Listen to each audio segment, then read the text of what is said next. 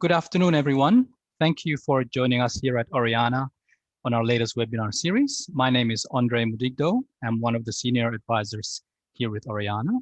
Before we start, just a few housekeeping items really, and a lot of you will be familiar of this by now. So on the left-hand side, we'll see the audio settings. As you know, it gives you the option of which speaker you'd like to use. Please note that everyone will be muted during the webinar. If you need to get in touch with us, please just use the chat button. If not, or if you have any questions pertaining the content that will be presenting on, or myself, please use the Q&A button, and we'll be addressing those questions at the end of the webinar. So in terms of today's topic, we have the pleasure of being joined by Will Rainey, a founder of Blue Tree Savings Limited. Blue Tree Savings is an organization with the purpose of wanting to help as many parents as possible to teach their kids about money. So their kids will grow up, hopefully, to have the financial freedom to allow them to spend their time doing what they really want. And personally, as a dad of an 11-year-old daughter, that really resonates with me. And if I think about my own relationship with money, going all the way down through the childhood as well, any type of guidance that Will would provide would have not gone astray, if you like. So this is a really fantastic opportunity for us as parents, if you like, to just go through that concept, and having an expert such as Will to add his thoughts on that very important matter. To supplement that, what I will also be doing is to talk about what else you should be thinking about when you are planning around your children. This is more from a financial advice lens. So we're just talking about investing for a lump sum for your child, or saving for children, and also other type of things that might have slipped your mind in terms of maintaining the lifestyle or the quality of life for our children. These things are examples.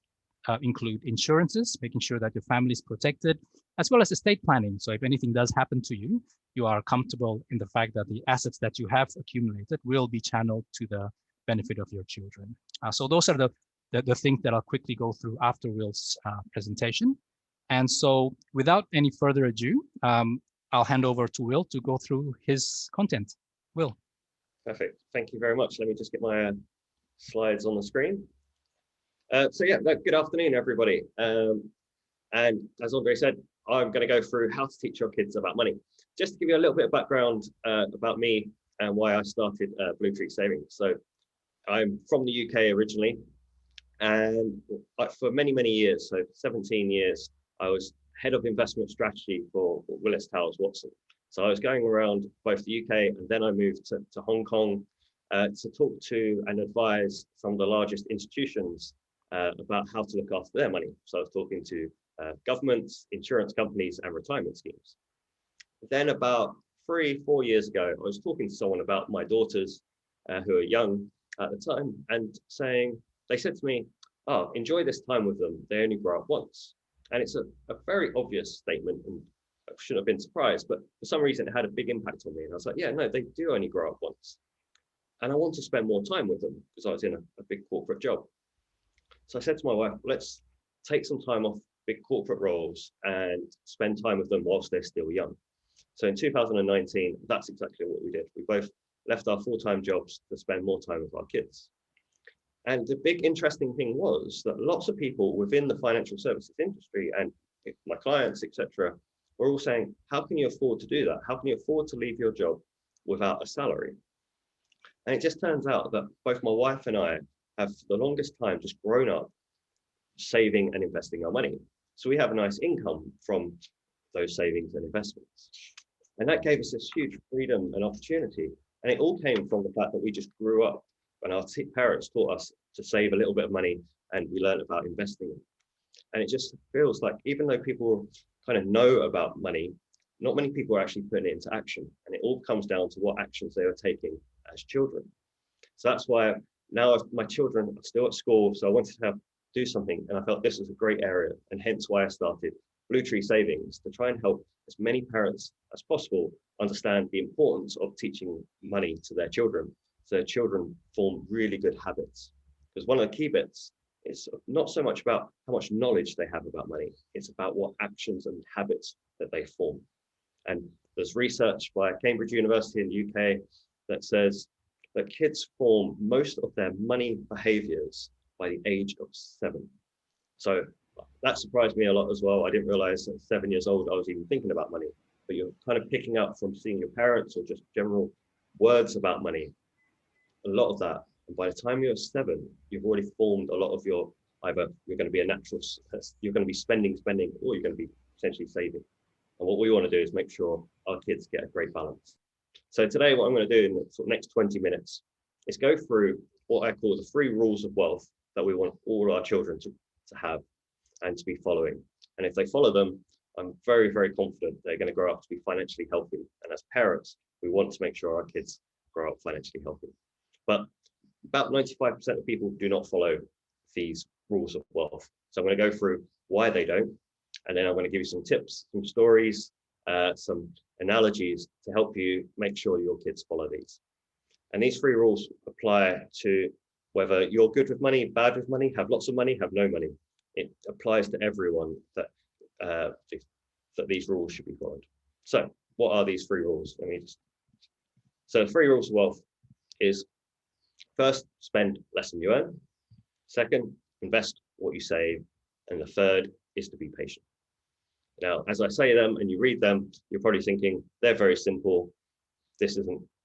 Why is this so hard? But as I said, probably about 95% of people do not follow all 3 of these rules. So why is that? Well, let's look at rule number 1 and number 3. Essentially, companies around the world are spending millions, collectively billions of dollars, finding ways in which to get our money from us. They come up with great deals that make it sound like we're saving money where we're actually spending money. They know about social proofing. They know about making sure we follow the rules. Every little sort of weakness that we have in our mindset, they'll try and capture that so that we go and spend their money. Companies don't want us to be holding our money. They want us to be spending our money and spending it now. And so essentially you've got this billions of dollars being spent on research going against essentially children growing up without any kind of knowledge about money. And that's what we want to do today, is give you some tips about how we can defend against what's going on there. And the second rule, which is invest what you save, most people don't follow this because they never talked about it. It's not on any real school curriculums around the world. So most people grow up seeing investing as very scary, very complex. They might see headlines on the news about people losing money from investing, or they'll see these horrible charts and all this horrible jargon and say, right, this is for clever people or gamblers, this is not for me. So, but actually investing can be very, very simple. And hence why I believe that investing is actually like a sheep in wolf's clothing. It looks scary on the outside, but once you understand it and see it, you can even teach a 7-year-old. And I'll go through exactly that later in this presentation. So most people don't follow these 3 rules. And what we want to do is make sure our kids do. So what's a good way of doing that? Well, the first tip I want to give you is when you're talking to your children, get them to think of money like seeds. They can give those seeds away as they do if they're spending. But straight away, children are going to see and know that seeds can be planted. If they're planted, they'll grow. And this is teaching them a great lesson about money. From a very young age, they're going to see that money can be planted, which is saved or invested. And if it is saved or invested, it can grow. And it can grow just like a tree. And we know trees, when they grow, they produce seeds, which can be planted into more trees. And what we want our kids in terms of their mindset with money is to be thinking, oh, I do want to be spending some seeds, but I also want to be growing my financial forest. And essentially, it's those who have their own kind of financial forest, i.e. have some savings and investments, that are going to grow up to be financially healthy. So, and it's just a great way for kids to see money in a much more friendly way, a much more visual way. So for example, my children, hence the name of my company, it's Blue Tree. I say to my daughters, oh, we invest the money, you now have this many blue trees. Or when we give them some allowance, they say, Daddy, can we put some money towards our blue trees? And it just makes it a much more fun language. And I'll come on to how I use some of those analogies a bit more later. But so if we get them to think about that, how do we use money like seeds to get them to follow the 3 rules of wealth? Well, first of all, we want to get rid of this kind of horrible adult language and put it into this growing a tree forest analogy. So what we want them to do is to keep 1 out of every 10 seeds they get. So every $10 they receive, make sure they keep 1. And that means they still have 9 to go and spend, but they're going to keep 1 out of every 10. And once they have that seed, we need to make sure they plant those seeds. We don't want them just keeping their seeds under the bed. We want them to be planted. And that means saving and investing. And last, it's be patient, which is to let children know it takes time for trees to grow. And they'll already know that. And that's going to help them be in a much better position than so many adults today who want to plant or invest and want to see a return tomorrow. They know that if they see this, it takes time. But if they have that time, then they're going to grow this forest. So they're the 3 rules that we want our kids to follow. So how do we make them follow these? Let's go for each of them in turn. So rule number 1, spend less than you earn, or keep 1 out of every 10 seeds. So in the UK, I know it's different from Hong Kong, 63% of adults in the UK have debt excluding their mortgages. That means 63% in the UK are not following the first rule of wealth. And this is probably similar in the US, Hong Kong, credit to you. That I don't know the exact number, but I do know it's going to be a lot lower than 63%. But it's still a worrying number. And what we're seeing is across the world is younger people are starting to spend more and more. There's more social pressure from social media. There's more ease of access to spend money. So you've got your apps and the tapping of your watches and your iPhones to spend money really, really quickly. So there's more and more pressure to spend, and that's why we need to spend about it. So how do we do that? Well, the first thing is we're going back to that piece where we've got companies who are spending billions collectively to get us to spend our money. The case is we're not really going to be able to fend them off. You have to have a very, very strong willpower to do that. And you have to be very smart to see all the tricks that they're trying to play. So the trick is to make sure that we make saving before spending a habit. So every time that your children get some money from even the youngest age, every time they get some money, get them to save a little bit. And the sort of story or analogy that I use with my children is to say, imagine if you're holding some seeds in your hand and you're walking around with your seeds in the hand, and there's cute animals all around that want some of your seeds. And as children, even adults, we love to give some of those seeds to feed those animals. And the more and more we walk around, the more animals we see. Soon enough, we're going to run out and we're going to have no seeds left. We're going to give in to our need to have enjoyment. So the key thing is to make sure we don't have all our seeds in our hand at the start. We put some seeds and we plant them. We can go around and we still have some seeds in our hands to feed the animals. But just that kind of visualization helps kids understand that actually, right, if I do have seeds in my hand, I am going to spend them. Let's make sure I put some seeds away first. So this is a really, really important one. And it has to be a habit. It's not just I'll think about it. I'll do it sometimes. I'll do it maybe another time. They need to do this every single time that they get some money, just to save 1 out of every 10. And this is why I think pocket money, or you might call it an allowance, is the most underrated financial tool there is in my mind. Because essentially, financial success comes from having good habits. Good habits comes from having practice, and pocket money or allowance is the tool to allow our kids to practice. So it doesn't matter how big or how much you give them in terms of pocket money. By giving them pocket money every week and getting them to make decisions and encouraging them to save just a little bit of it every time, as they get older and they've got this habit and the money that they either receive or they earn gets bigger and bigger, they're going to start building this, growing this financial forest. And there's so many different lessons that we can learn using pocket money. They get to make mistakes, money mistakes. It's so much better for kids to make money mistakes when they're younger. It can be used to help them budget whilst they're saving up for the things that they want. So please, if you're not giving your kids pocket money already, I really strongly encourage you to do so with whatever means that you have. And it doesn't have to be much. It's all about habits. So using that pocket money and forcing that habit, they're going to start following the first rule of wealth, and they're going to be already ahead of so many adults today. So let's go through the second rule. As I said, invest what you save, or to the kids, plant the seeds that you keep. We want their money to grow. So how do we teach kids about investing? How do we teach parents how to invest? So I've been investing for for my children since their youngest age. And when they were sort of 5 and 7, we were actually in a McDonald's. And I thought, right, we own thousands of companies because we just invest in an investment fund, which invests in pretty much all of the major companies around the world, including McDonald's.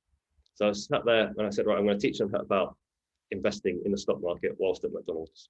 So this is what happened. So I said to them, we invest your savings each month. This money goes to thousands of companies.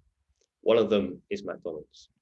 You own a piece of McDonald's. This lit up their faces. They're like, oh, we own the tray, we own this chair, we own the bins.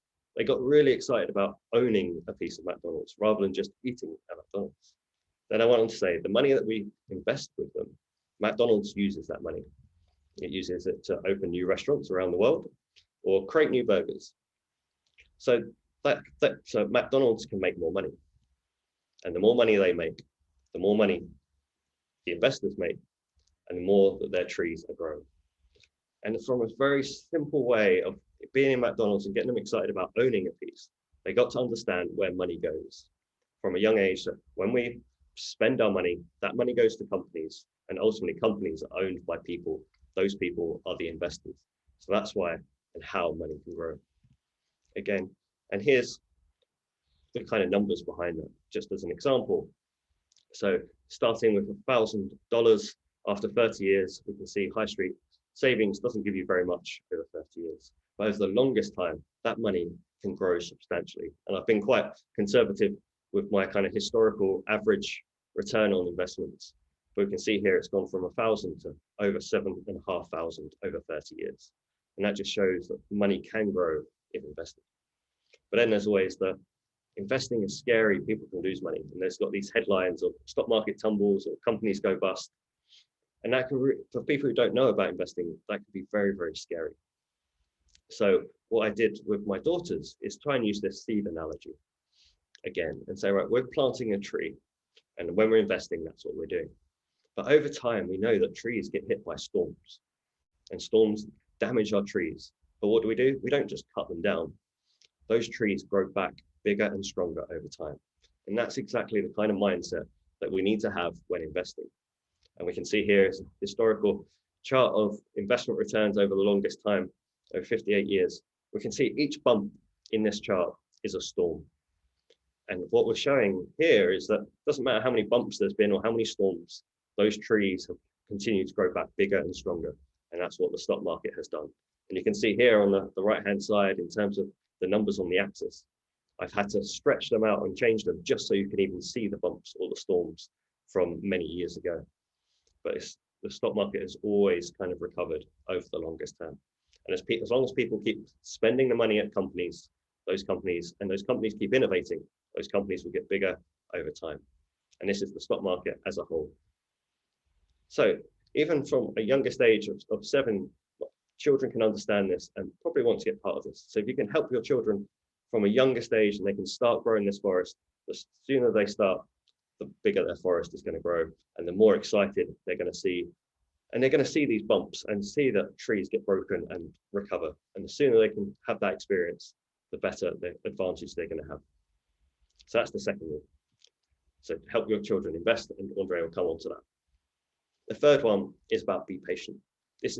Being patient is the superpower of the wealthy in my mind. And this is let your trees grow. And I say in a world where everyone wants everything right now and right here, we need to teach our kids to be patient. And the good news is you can teach your kids to be patient. Even if you think your kids are never going to be patient, they can be. And it's so important because there's the Stanford marshmallow experiment where they got many years ago, got children into a room and said, here's one marshmallow. If you do not eat this marshmallow, we'll give you 2 marshmallows in 15 minutes. You have a choice. And then they followed those children as they grew up. And the ones that could resist and got the 2 marshmallows, i.e. the ones that were patient, grew up to be healthy in so many different ways, both financially, their careers, and in their relationships. It just shows the power. So just a couple of practice tips on patience. The key of teaching your kids about patience is try and keep it small. I think sometimes we try and make different chores too hard. So it's like, I'm not going to eat any chocolate for the next year, and it's too hard. So what we do in this, is an example is, say, if you give your children a chocolate bar, let them eat most of it, but make sure they save some in the fridge for tomorrow. Again, what they're seeing is then the next day or whenever they go back to the fridge to eat that last bit, they're going to get a real sense of euphoria, essentially, from having that. And it might only be a small bit, but they'll love going back and say, oh, I've still got that bit of chocolate. And once they kind of have that feeling, they'll want to do it more. And the second bit is to reward them whenever they do show patience. So if they do put a bit of chocolate in the fridge, see if you can put an extra little treat in there for them. So it shows that if they do that, patience is rewarded. And the more we can do that, both in terms of everyday bits like a chocolate bar, but even if they're saving up for a new toy, so say they're saving up for a bike, for example, say to them, if they save 80% of the way, or 80% of the money, maybe if you can say, well, if you get there, I'll then put the extra 20% in. So again, reward them whenever they show patience. And if they can see that patience is rewarded, then they're going to have such an advantage, because in life, investing and money, patience is very, very much rewarded, but it needs to be taught. But if you can teach your kids to do that, and you can teach them to spend less than they earn, and if you can help them invest what they save and be patient and using pocket money as the tool, then, as I say, that the chances of them growing up financially healthy are very, very strong. So that's all I kind of wanted to go through in my presentation. As I say, on my website, bluetreesavings.com, there's lots of other financial education blogs and resources to help your children learn lots of different topics. But these are the ones I believe, if you can teach your kids to follow these, they're going to have a huge advantage in life. And on that note, I'll pass over to Andre.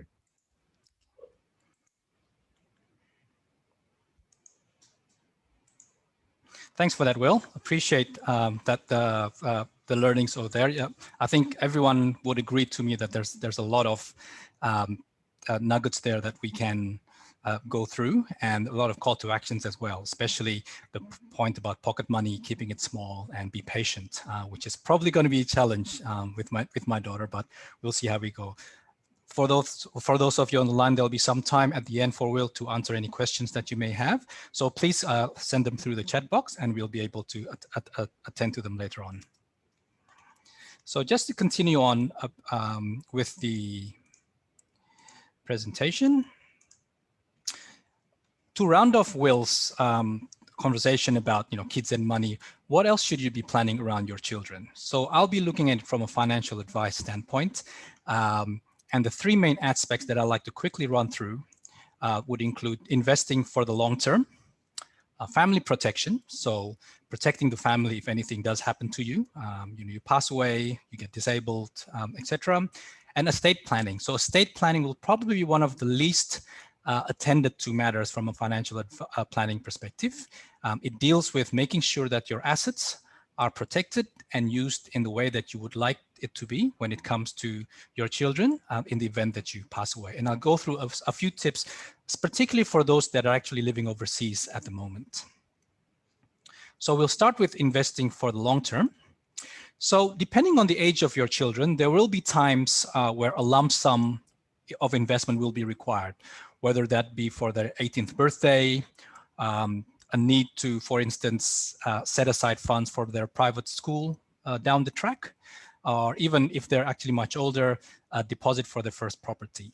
So some of the considerations when you are looking at investing for your children is where to invest. Do you invest where you are at the moment overseas, or do you invest back in your home country, be that Australia or somewhere else? Depending on your answer to this, the taxation of that investment will differ quite significantly.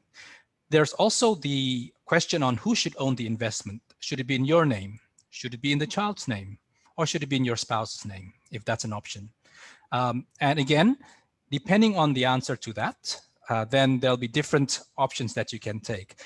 Please note that until your child is over 18, there will probably be a lot of limitations or restrictions on your child owning an investment.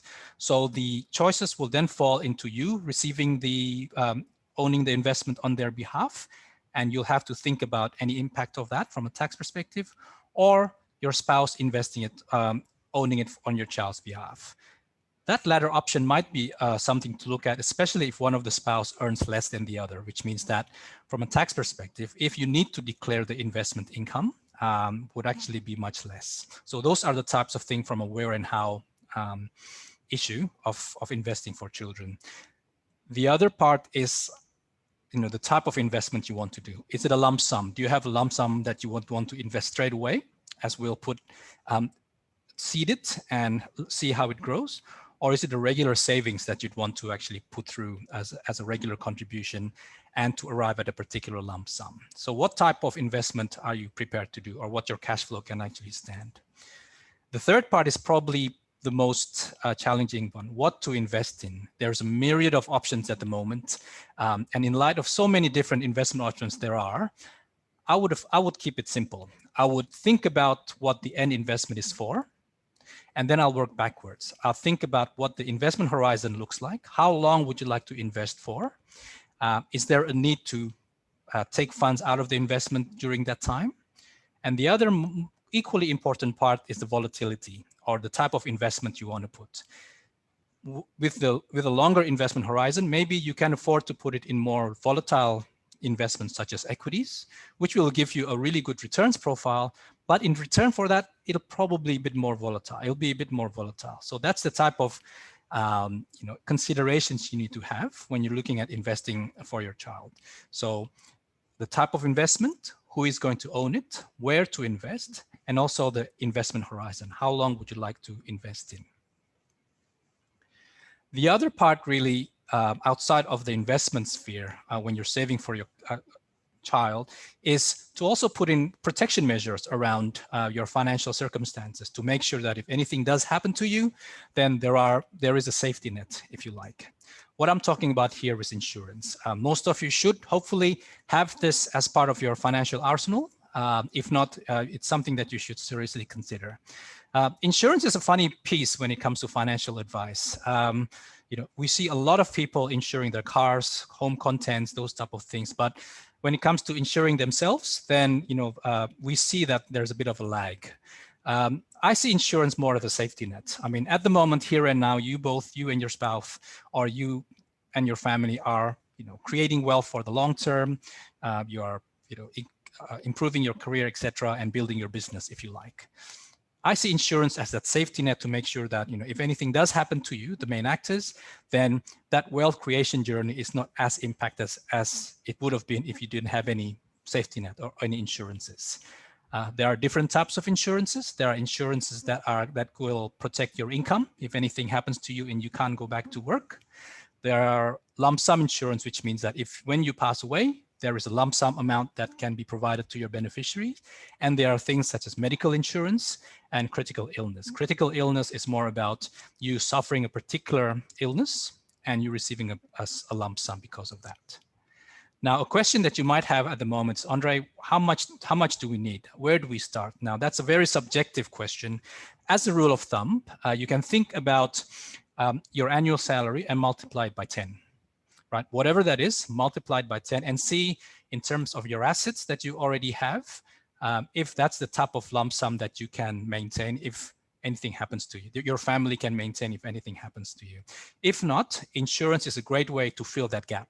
And that's something that, we're happy to have a conversation with you about. So insurance is definitely something that you need to consider now, and very relevant when it comes to family protection.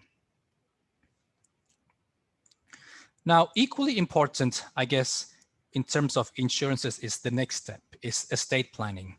So you are insured, which means that your family, if in the scenario that you are insured, it means that anything happens to you, there are lump sums coming into the bank account of the family to make sure that that your children and your spouse and your surviving spouse will be able to maintain their living expenses because of this lump sum that's coming through. The next part is estate planning, which involves more about the channeling of your assets that you've accumulated to the beneficiaries that you want. So this can include your surviving spouse, your children, your direct family, those type of people. So a will would include, or would involve, a formal declaration, if you like, of your wishes, of where your assets needs to be channeled. So a few things come to mind here when it comes to children, especially those that have younger children. It's critical then to be comfortable with who is going to manage this, who is going to be the executor of your estate. In a lot of family scenarios, it'll be the surviving spouse, but that doesn't need to be the case. It can be, a family associate that you're comfortable with, or even someone from the professional realm that's close to you, a solicitor, an accountant of that sort. Whoever it is, you have to be comfortable that they are there in place to execute your wishes, to make sure that the assets ultimately go to who you want them to go to, i.e. your children and your family. So having a will is going to be critical. For those of you that are living overseas, I would suggest you have wills for each jurisdiction. So if you happen to have assets, for example, in Australia and assets in Hong Kong, I would actually separate them just to give you more clarity or more confidence that those wills and those assets would actually align and be paid up accordingly without any jurisdictional issues, which may come into the fore if you didn't have one. So separate assets in separate jurisdictions have separate wills. In Australia, as you know, you have superannuation, which is the retirement funds there. Superannuation is not controlled by the will, which means that if you have superannuation, those funds and any insurances that you have in super will be channeled or directed to whoever you nominated as a beneficiary. So please make sure, A, that you nominated someone, and 2, you're comfortable with what's going to happen with the funds with that beneficiary. For instance, if you have nominated your child, which you are allowed to, but that child happens to be over 18, there might be tax consequences in them receiving those superannuation proceeds. On the other hand, if you nominate your spouse or your de facto partner, then that person as a beneficiary would receive your super fund tax-free. Or even a minor child, they will receive the funds tax-free from a super perspective. So just be careful of who you nominate, and nominating your child if they're over 18 might have some tax impact. One of the other tips, I guess, is in Australia is to consider what's called a testamentary trust, especially if you have young children. So a testamentary trust is an arrangement in which when you pass away, your assets, as per your instructions in the will go into a trust structure, right? And that trust, controlled by the trustee, would be able to distribute assets or income or capital to the nominated beneficiaries. One of the beauties of this type of arrangement is that in absence of this, a minor child, if they're receiving assets or receiving income for that matter in Australia, would be penalized by what's called minor penalty tax rates, which is much heavier than adult tax rates. However, if they're receiving income or assets from a testamentary trust, they're just taxed at the normal marginal tax rate. So they're not being penalized by higher tax for being a minor and receiving income. So that's the type of things that you need to consider when you have young children and you're setting up your will. So this is definitely a call to action to review what you currently have and speak to a specialist to be able to structure it properly according to your circumstances. One of the other hacks, if you like, which I'll share is in terms of guardianship. So guardianship actually takes the worst scenario, if you like, for want of a better expression, to another level. By that, I mean, in the event of both legal guardians, say, for instance, in my case, my wife and I pass away or be incapacitated, who will be the person responsible for the care of our children, right? So if you take me and my wife out of the picture, who will actually be responsible for the care of my daughter? One of the things that you need to be aware of, though, is that in selecting a guardianship, you'd need to be comfortable of where are those guardians based, where are those guardians living at the moment, are the chosen guardians aligned to your value set, what assets will be available for your guardians to spend on your children's care, and this will also be attended to in the will. Most importantly is, have you informed your selected guardians of your decision, and are they in agreement? So these are, again, this one of those safety nets, if you like, items that you need to tick off when just to take into account the scenario in which anything happens to you or your partner, being the current legal guardians, and just having that third backstop option of who's going to look after your children if anything does happen to you. And this is all going to be formalized, agreed by the guardians. And so that scenario, that eventuality, if you like, is actually covered properly. For those of you that are living overseas, there's actually a bit of a hack where currently, if you're in Singapore and Hong Kong, as an example, should both parents pass or unable to care for your children at the same time, in the absence of any guardianship arrangement, your children will be wards of the state, which is not probably the most optimal outcome that you'd want. One of the things that you'd really need to have a look at, especially in the, in the scenario that you have a separate will in Hong Kong or in Singapore, as I mentioned, is to put in a statement of nominating a temporary guardian to look after your children until such time as your nominated guardians from your home country, so the original guardian that we talked about in the previous slide, can travel to Singapore or Hong Kong to be with your children. Now, that temporary guardian could be someone like, for instance, a neighbor that you're close to, that that's close to the family, or a family friend that happens to also be in Singapore and Hong Kong, that you are confident are able to look after on a transitory basis, or on a temporary basis, to look after our children until such time that our original guardian can actually pick them up and be their legal guardian, and that legal guardianships come into play. So that's something that you really need to review as part of your estate planning arrangements for those of you that are overseas. So those are really some tips or some thoughts, if you like, when it comes to looking after your children, on top of teaching them about money and implementing a lot of Will's valuable guidance there. Just a few things about how to invest, have insurances, as well as some things to consider when in terms of being, if anything does happen to you, and have the estate planning arrangements in place properly. Just as a quick reminder, really, here at Oreana, we're really well equipped to assist you with all those financial advice points that I just mentioned. We are independent. We are focused on your holistic situation, so not just the investment piece, but also the holistic things that I mentioned: investments, the insurances, your estate planning thoughts, etc. We have advisors such as myself and a few others that are licensed both here in Hong Kong and in Australia, so we are able to work with those cross-jurisdictional assets or financial requirements that you have. So at that point, I'll actually go through and see if there's any questions or answers, questions from the mailbox.